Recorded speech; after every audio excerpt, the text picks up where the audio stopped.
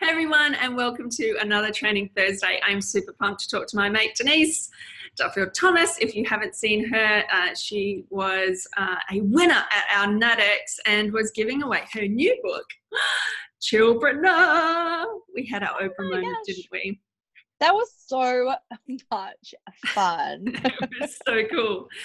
And Denise is also touring around the country and over in New Zealand for all our New Zealand Praccies as well. And I'm super excited to talk to you today all about one of the clinches, the ones that our tribe always gets stuck on. And you put in a beautiful, easy step-by-step little list, like you always do, lovely, actionable, and very, very funny blocks around money. So there are, the biggest thing that we have in our tribe is an issue with pricing. Yes. And you have listed these 4 kind of issues that come up time and time again, big pricing mistakes. Now, these 4 ring true for our tribe like nobody's business. And I just wanted to bring this conversation out into the open because you're a genius at it. And it's one of my favorite conversations to have with you because I definitely did all 4 of these in the beginning. So, number 1, biggest mistake, pricing by committee. Yes, this is a tricky one, especially when you're in an industry where people charge you similar amounts, right? So you start in your practice and you go, what's she charging? And then you almost put yourself in an imaginary pecking order, and you're like, well, that person seems like they're a bit, smarter than me, or this person thinner than me. They've done it for longer than me. Exactly. And they're on stage and they do Facebook something or others, and that one is prettier and this one is smarter and this one. So you start like ranking yourself and then you kind of price accordingly. The problem with that is that a lot of industries have collective money blocks, and I believe that the health industry is one of those industries that has very strong collective money beliefs, that we're not allowed to charge well for what we do. This should be free. We have to help everybody at the lowest possible price, all of those kind of things. And there's a lot of guilt around pricing. So when you rank yourself and you look at what everyone else is charging, you are taking on all of their money blocks as well as buying into the collective money blocks of the health industry. Totally. So that's a problem, right? That's a huge problem. The other thing that people do, not only do you look at everyone else, you ask people sometimes, and I see this all the time. Guys, what should I charge? And everybody in the Naturopreneur Hub listening here, every time you put this question up in our group, what should I charge? I'm just starting. I'm just coming back from pregnancy. I'm just this. I'm just. And therefore, what should I charge? Exactly. And I understand why we do it, because that is the hardest thing about being in business, is that you don't have anyone else setting the prices for you. You don't have someone telling you what your salary will be, and you don't have salary reviews. So I get why people do it, because we think that there's a right answer. We think there is a definitive answer. The truth is, I'm sure that people in the club live in very different places where the market is very different. You market to different people within those places as well. You work on different things. You want to attract a different style of client necessarily. So it's actually not useful, because you don't know what money blocks those people have when they give you their opinion. And sometimes someone's not in the market for what you do until they're in the market, and so they don't know what they would pay for something. And it's so not useful. My other favorite quote that you have in here is from Sarah Blakely, who is the founder of Spanx. If you're just looking for a friend, coworker, husband or wife for validation, be careful. It can stop a multi-million-dollar idea in its tracks in the beginning. And this is the thing, right? A lot of us as practitioners are out there all by ourselves, and we turn to our partner and go, I'm going to put this thing out for this amount of money. What do you think? Or I'm going to put this thing out. How much money do you think I should put it out for? And this person, very likely, family member, very, well-meaning, has absolutely no idea about our profession, has absolutely no idea about the target market that you have in your local area, and has absolutely, and you're literally picking up their money blocks, just like Denise said. Totally. Absolutely. And we've got stories around what professions should charge. I've had someone say that they got backlash saying, well, you're more expensive than a lawyer. And it's like, yeah, but you can't compare those things, because what price is your health worth? You know, you go to lawyers when there's something wrong, but you go to health professionals to help you be well. And that is a priceless result for your people. So, you know, it's not, there's no right or wrong answer. And you look at the art world, right? I always say to people, like, if it was just cost of goods sold, you know, a Picasso would be like $5, but it's not, you know, it's not. So don't even feel like you have to compete against the people who are in the club, because again, you're all different. Yeah, totally. You've got different niches within niches. Yeah. And we had that the recent Tiffany's scandal of them selling a paperclip for $2,650. So, you know. I know. And, you know, when things like that happen, sometimes they do those things just for the controversy. You know, when people bring out like a $10,000 sundae with gold flakes, they're not doing that because people buy those things necessarily. They do it for the publicity. Totally. And so, but what we internalize from that often is, oh my God, it's so unethical to be expensive. But you could charge $50 and someone will say that's too expensive. You could charge $1,000 and someone will say, oh, that's totally worth it. That's so cheap. Yeah. So you have to come up with your price, which is the suckiest thing ever. I understand as well. I hate picking prices because you just want someone to tell you this is the right answer and this is the critic proof answer. And there is no such thing. That's right. There just isn't. And you do have to do the work and take the time to be okay with that vibration of what you're going to actually ask for. And I have totally been there. I've even had conversations with Denise 10 years ago when she was coaching me specifically around what I was pricing and how I was actually asking for that money and being open to receiving that money. So, well, I think it is, but I do think it's worth saying this, because what you were doing so long ago was what probably people are doing is not only do you set a price, then you have to actually charge that price and not discount in the moment because you feel bad or feel guilty. And that's what you were doing. You were you had your price, but then you were like, no, that's okay, that's fine, don't give it to me. And then also you weren't offering people the right supplements in a way because you felt bad about asking them to do that. And I'm sure those two things that you did way back then are things that people do all the time now. Probably not in your world anymore, but it's not just setting a price. That's one thing. Yeah. And that kind of takes us to the next one about undercharging and over-delivering.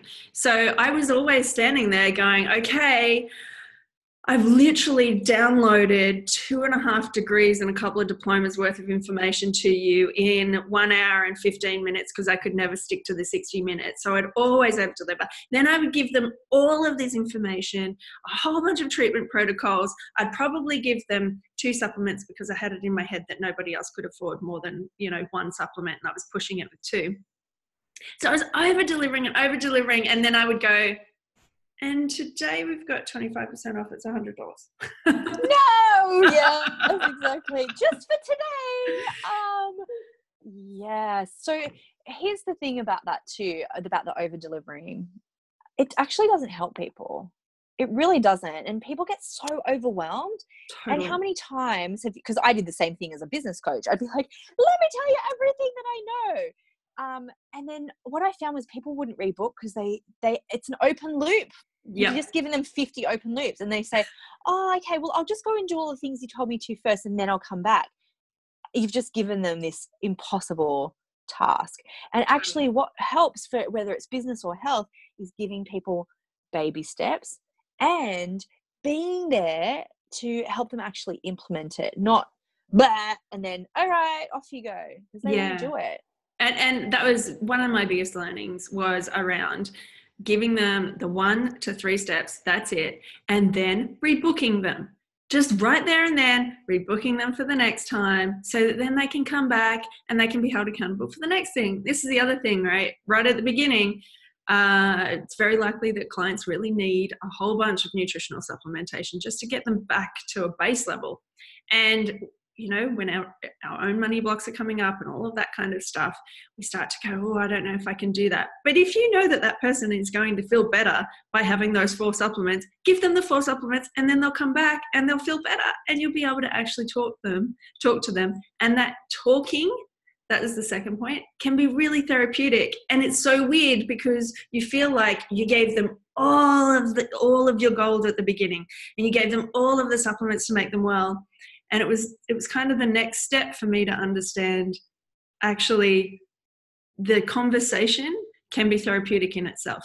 You don't have to be giving away all sorts of different things and fancy doodah bits and pieces and some other like random, I don't know. I know a lot of clients, a lot of my mentees give away flower essences and some other, like all these little added bonuses that we think are going to be really helpful for them. But in actual fact, it's the conversation and you just being present to them that where the gold is. It's holding the space for people, I think, is so invaluable. And it's also worth charging for, obviously. The other thing I want to say is around time, because a lot of women in business overdo the time thing, right? And if you can solve someone's problem in 15 minutes, that's still a full consult. Like, that's still the thing, because it actually saves people time and money. But I would say, as someone on the other side, I'm completely unaware of the time. I could be sitting there for 20 minutes. I could be sitting there for 2 hours. It's your job as the holder of the space to keep an eye on the time. And also, like, when I was a coach, I would say to people, so, you know, what are we going to talk about today? And then I'd make sure I'm shaping the conversation. Okay, so we've probably only got time to talk through one other thing, because it used to be we'd get to the top of the hour and I'd go, is there anything else? And they'd go, actually, yeah, I want to talk through this, and this. And I felt bad about actually, you know, keeping those boundaries around time. And I'd go in, I'd open another loop. So instead, I just started just directing, okay, so, you know, well, let's park that for next week. That's great, because I want to make sure that you just take these actions. You're responsible for that. And it doesn't make you a bitch. It doesn't make you, you know, annoying, but it's just, you have to understand they are not going to even notice or be aware of the time. Sometimes we get resentful about people, but it's actually our job to do that and hold the space. Totally. And it's incredibly valuable for them to actually get what they need, rather than be overwhelmed and do nothing and not come back. So, yeah. Absolutely. Yeah, cool. All right. I'm going to skip to the last one, because it's a big one that everyone freaks out about, and vast majority of the time it doesn't even happen. And when it does, you've got a really cool tip for it. Taking your too expensive personally. Yes. So the truth is, someone's going to say that at every price point. Yeah. Like, honestly, $1, they'll say, well, why is it $1? You know, should be free. So you cannot win with this. You really can't. And it's okay for people to save up to work with you. It's also okay for you to be too expensive for some people. In this industry that you guys are in, I think there's someone for all budgets. Totally. What we're trying to do, though, is we're trying to serve everyone at all stages of their life, everyone at all stages of their budget, everyone at all stages of their journey. And it's exhausting. And it's great sometimes just to say, oh, well, I'm going to work with people who are in this budget bracket, who are dealing with this problem, who are at this stage of their journey. We think that that's like being exclusive, and in a bad way, or excluding people, but it's actually just really deepening the relationship you can have with the people that you can help. Yeah. There are people who are apprentices. You have to kind of go through that, right? I think that's a part of your apprenticeship, that you charge $50 for a consult, and totally, you did 3 hours with them, and you probably gave them essential oils. The experience of that. Yeah, it's different to have it in your head about what it'll look like if I charge this much, and how much, and what it'll feel like to go through it, than to actually go through the process of putting it out there for that much, seeing that person for that much, knowing how much work feeling how much work it actually takes to have the conversation, to hold the space, to take the money. That's a very different experience to what you think it is in your head. And until you actually go through that, you don't really know how much you really want to charge and how much you're really worth. So totally. And that's why it's great. You don't have to feel bad about letting some clients go, because there's always going to be someone at the start of their journey who needs to go through that apprenticeship. So if you're trying to serve everyone, you're just being a bit greedy, honestly. You are trying to keep people from experiencing that for themselves. And I think there's just something great about going, this is who I serve, and that's okay. I'm sure you've had people who've called way after you increase your prices, and you're like, well, here's who you can go to. totally. Like, it's okay. There's going to be someone you can refer them to. And it's also okay for you to go, well, I've got a book about that. You know, I don't have to see every single person if I can't help them. There's just this thing about women that we feel like we have to be everything to everyone, or they'll never get any help. And it's not true. It's not true. And especially for practitioners, because we are so empathic and we feel everything for these amazing people that we work with, that, oh my goodness, but if I'm not working with them, somebody else can't possibly do the job that I'm currently doing for them. And what you bring up is beautiful. I love, and it's one of the things that we talk about in the club all the time, is having those other places that are at different price points in your funnel or in your business, where you can send them to get information that's either free. So you send them a link to your blog post, or you send them a link to your book or your ebook, or you send them a link to your little mini course that you've created, versus them having to have a big outlay and come to see you. And then absolutely refer. We have so many different practitioners who have so many different levels of expertise, areas where they really thrive in. I mean, I hate treating skin. Not my favorite at all. Nothing about it thrills me. If someone comes in and goes, oh, look at my thing. But I have 10 people that I can refer to instantaneously who I know are going to take better care of them for whichever price point that particular person's at. Exactly. Some people love poo. They love the poo. Send them to your poo person. That's okay. And you can get really excited. I've got a great person for you. We don't have to do all the things. We don't have to. And you know what this is? You and I both have this. It's the go-to girl part of our ego, part of our personality, that, you know what, we can figure it out. And I was the go-to girl for my friends and my family. You have been as a professional, as well as a mom and a sister and a daughter and all that kind of thing. Totally. There's something there about saying to people, you know what, that's not my thing. It hurts our ego a little bit. It does, because I can figure it out. It's all figure outable. I can go and Google that. I can go and do this. I can, even though it's not, and we talk about the big leap all the time, the zone of genius versus your zone of good. Yeah, I'm okay. I'm okay at that. But you have a thing that you're here to do that is extraordinary and that is extraordinarily valuable.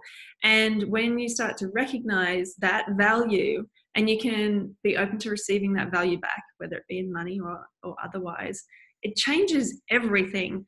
But if you're sitting in, oh, I'm okay at that, I'll figure that out, oh, it's all good, then it lowers your vibration, it lowers your receiving capacity, it lowers your ability to know your true value, and you're not going to get the value back. You're not going to have the results in your business or your finances or anywhere else in your life if you're keeping yourself at that level.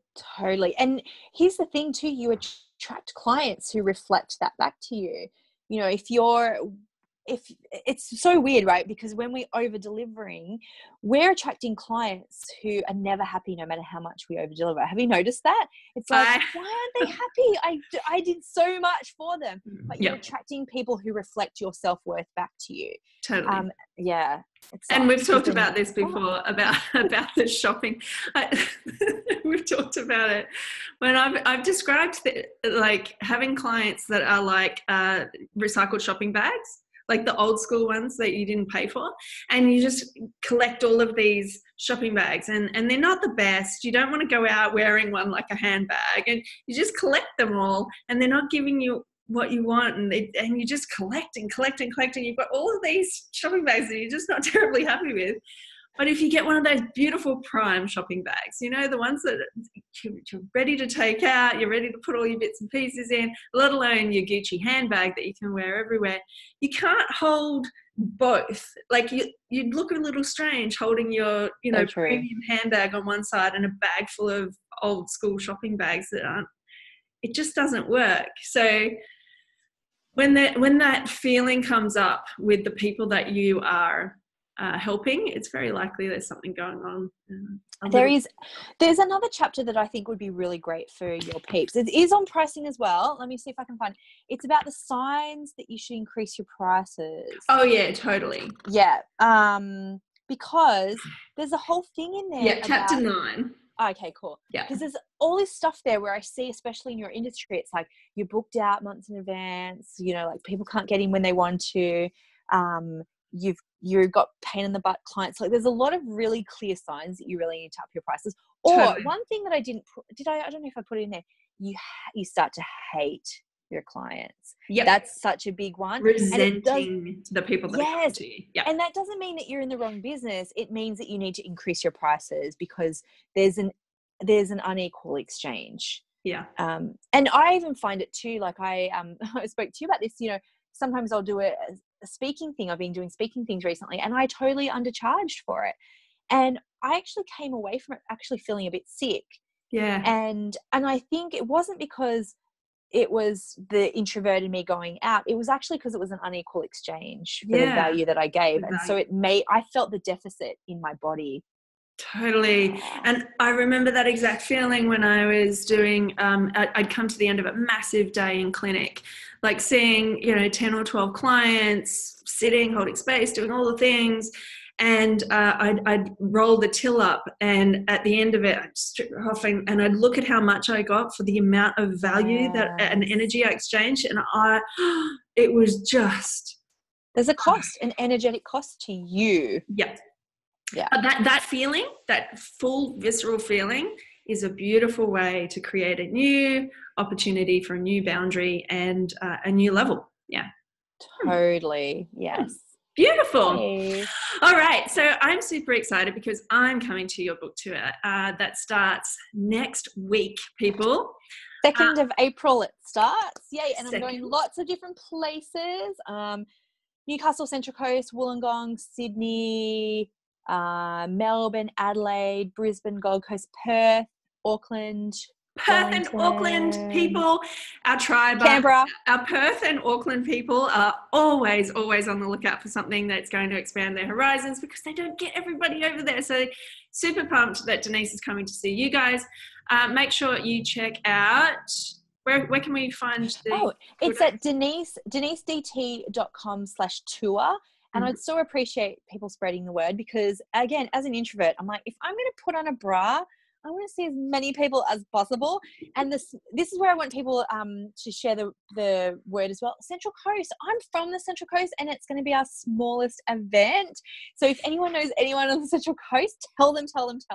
Cool. But, Coasty Praccies. We've got a big conglomerate from the Central Coast. So Coasty Praccies, you're going to get her all to yourself, all yumminess. And for those people who are haven't got Chillpreneur yet, we are going to give one away, and we want to hear below this video what your biggest money block currently is, and you'll be getting Chillpreneur, which not only talks about money but also talks about your business model, marketing, and how to really do it in an easeful and graceful kind of way. Exactly. Yes. And you know what's so cool about writing this book now is I've just given myself permission to publicly be imperfect. So I'm not even stressing about the tour because I'm like, actually, if I'm kind of even a bit shit, it still works. Love it. So there's no pressure on me. I can just come and be chilled and we can have a beautiful time together and it'll be really fun. The embodiment of chill. I love it. Totally. Awesome. Go and check out denisedt.com/tour, and I will see you guys there if you're in Newcastle, and otherwise I'll see you soon. Denise, thanks heaps. Bye. Bye.